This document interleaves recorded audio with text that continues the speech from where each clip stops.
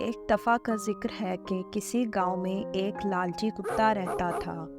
एक दिन वो भूख की वजह से खाने की तलाश में इधर उधर घूम रहा था। काफ़ी देर बाद वो एक कसाब की दुकान पर पहुंचा।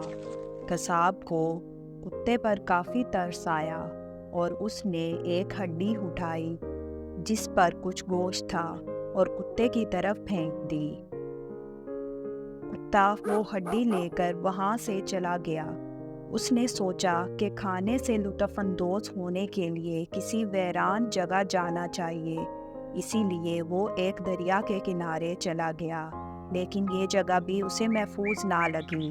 चनांचा उसने दरिया की दूसरी तरफ जाने का सोचा और दरिया को पार करने के लिए कुत्ता पुल पर चढ़ गया। जब वो पुल अबूर कर रहा था तो उसने नदी के ठंडे पानी में अपना अक्स देखा।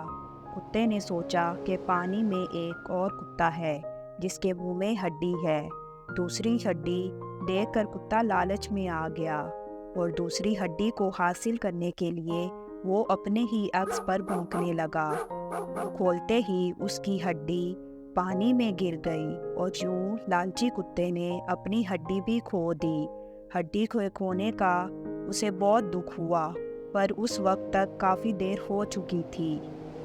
तो प्यारे बच्चों, इस कहानी का नतीजा ये है कि लालच बुरी बला है। जो हमारे पास हो हमें उस पर ही खुश रहना चाहिए।